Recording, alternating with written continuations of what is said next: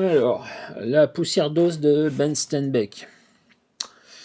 Donc pour mémoire, c'est quelque chose que j'avais hésité à m'acheter, je n'avais pas pris. C'est quelque chose qu'on m'a offert pour mon anniversaire l'année dernière. Je n'avais pas pris le temps de lire jusque-là. Là, j'ai eu du temps cet été pour le lire, donc j'en ai profité pour le faire. Donc déjà, merci à Amélie de me l'avoir offert. J'ai un peu de mal à dire du mal d'un cadeau, mais pour le coup, j'ai pas aimé. J'ai pas aimé. J'ai bien fait d'hésiter à l'époque de ne pas le prendre. Alors, graphiquement, c'est très joli. Ça a son style, ça a son charme, hein. On est plus proche peut-être d'un style BD franco-belge, que d'un style comics américain, mais c'est pas détestable, hein. Je ne déteste pas le franco-belge, loin de là.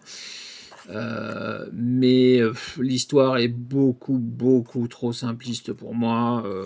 Ça manque de fond, ça manque de profondeur, ça manque. J'ai besoin, j'ai besoin d'avoir une double ou une triple lecture quand je lis quelque chose pour apprécier la lecture, qui est différents degrés de profondeur dans l'histoire, qui est différents degrés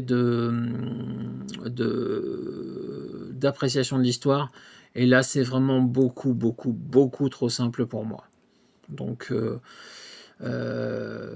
franchement, c'est pas un truc que j'ai apprécié. C'est très bien, hein, c'est pas mal, mais c'est beaucoup trop simpliste, beaucoup trop, voilà.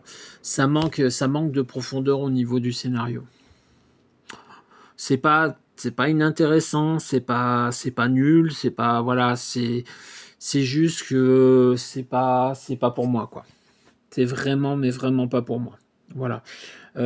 Donc, encore une fois, merci Amélie du cadeau. Je suis très content de l'avoir lu parce que encore une fois, c'était une curiosité cette histoire. Et j'aurais pas d'avis dessus si je ne l'avais pas lu, et je l'aurais sûrement pas lu si tu ne me l'avais pas offert, donc merci.